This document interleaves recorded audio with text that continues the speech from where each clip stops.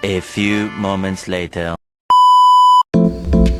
Konsep distribusi. 1. Pengertian distribusi.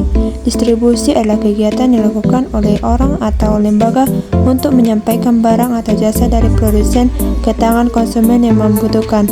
Orang atau lembaga yang melakukan kegiatan distribusi disebut distributor. Tugas utama kegiatan distribusi adalah membeli barang-barang dari produsen untuk kemudian dijual kepada konsumen.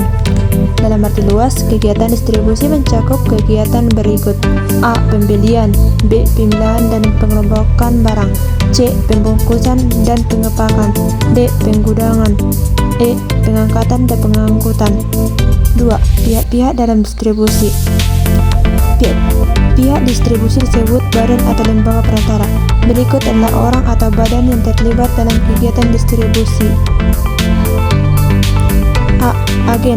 Agen merupakan perantara yang melakukan pembelian dan penjualan dengan perjanjian. B. Makelar merupakan perantara yang menjual atau membeli barang atas nama orang lain. C. Komisioner merupakan perantara pemasaran seperti makelar yang menguasai atau memiliki barangnya. D. Importir merupakan barang dan perusahaan yang membeli barang-barang dari luar negeri untuk dijual di dalam negeri. E. Eksportir merupakan badan atau perusahaan yang menjual barang-barang yang dihasilkan oleh produsen dalam negeri ke luar negeri. F. Perdagangan besar (grosir) merupakan pedagang yang membeli dan menjual barang dalam jumlah besar. G. Pedagang eceran merupakan pedagang yang membeli barang dari produsen atau pedagang besar, kemudian menjual barang tersebut kepada konsumen. 3. Faktor-faktor yang mempengaruhi distribusi. Faktor-faktor yang mempengaruhi distribusi meliputi hal-hal berikut. A. Produk. Produk berkaitan dengan objek fisik yang dihasilkan perusahaan. Beberapa faktor yang perlu mempertimbangkan antara lain nilai barang, besar dan barang, mudah rusaknya barang, dan keluasan lini produk. B. Pasar. Saluran distribusi dipengaruhi pola pembelian konsumen. Beberapa faktor yang perlu diperhatikan antara lain jumlah pembeli, letak geografis, jumlah pesanan, dan kebiasaan dalam pembelian. C. Produsen. Beberapa faktor yang perlu dipertimbangkan dari segi produsen antara lain pendanaan, pengalaman, dan kemampuan dalam distribusi, pengawasan saluran, dan pelayanan yang diberikan. D. Perantara. Beberapa faktor yang perlu dipertimbangkan antara lain pelayanan perantara, keuangan perantara, sikap perantara terhadap kebijaksanaan produsen, volume penjualan, dan ongkos penyaluran barang. 4. Mata rantai distribusi. Untuk mengetahui barang-barang dari produsen disalurkan atau disebarluaskan kepada konsumen, perlu ketahui mata rantai distribusi yang digunakan. Mata rantai distribusi adalah cara yang tepat atau digunakan untuk menyalurkan barang-barang dari tangan produsen ke tangan konsumen.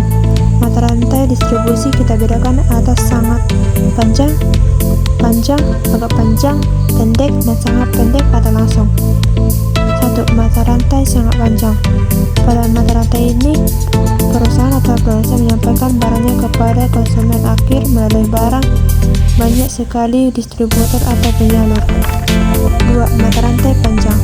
Pada mata rantai ini, perusahaan menyalurkan barang-barang melalui perantara, tetapi tidak sepanjang saluran distribusi yang sangat panjang. 3. Mata rantai saluran distribusi agak pendek. Pada mata rantai ini, penggunaan saluran distribusi lebih sedikit. Meskipun terdapat perantara, saluran distribusi ini umumnya menggunakan 2 tingkat, yaitu grosir atau wholesaler dan pengecer. 4. Mata rantai saluran distribusi pendek. Pada mata rantai ini, perusahaan hanya menggunakan 1 perantara, yaitu pengeceran. Konsep konsumsi. 1. Pengertian konsumsi dan tujuan konsumsi. Konsumsi ialah kegiatan yang bertujuan mengurangi atau menghabiskan faedah suatu benda atau barang dan jasa dalam rangka pemenuhan kebutuhan. Tujuan kegiatan konsumsi adalah untuk memenuhi kebutuhan secara langsung. Oleh karena itu, penggunaan benda-benda di luar tujuan tersebut tidak dikategorikan sebagai kegiatan konsumsi. 2. Faktor-faktor yang mempengaruhi konsumsi. Kegiatan konsumsi dipengaruhi berbagai faktor. Faktor-faktor yang mempengaruhi konsumsi ini terdiri atas faktor ekonomi dan non-ekonomi. 1. Faktor ekonomi. Faktor ekonomi yang mempengaruhi konsumsi adalah lain tingkat pendapatan, tingkat harga barang dan jasa, serta ketersediaan barang dan jasa.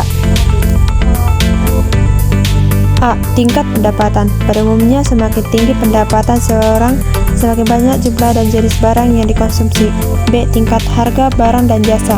Jelas, harga barang dan jasa mempengaruhi tingkat konsumsi.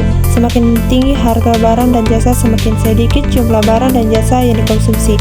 Sebaliknya, semakin murah harga barang dan jasa, semakin banyak jumlah barang dan jasa yang dikonsumsi.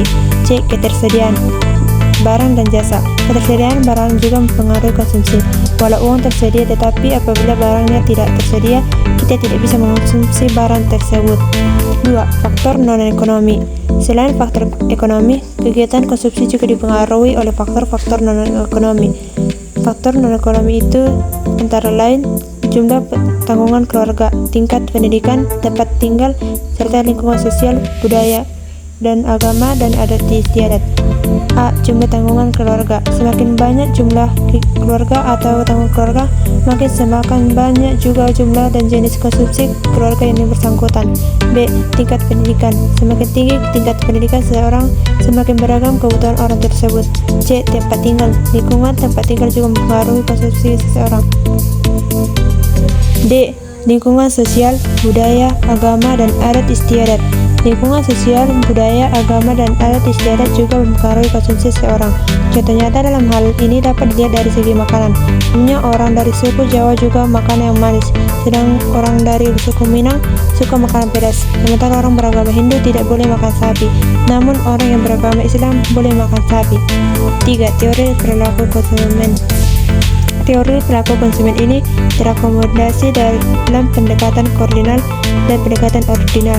Pendekatan kardinal juga disebut sebagai pendekatan kardinal dapat analisis konsumen di dalam berdasarkan pada asumsi bahwa tingkat kepuasan yang diperoleh konsumen dari konsumsi suatu barang dapat diukur atau dikuantifikasi dengan satuan tertentu seperti uang, jumlah, atau buah.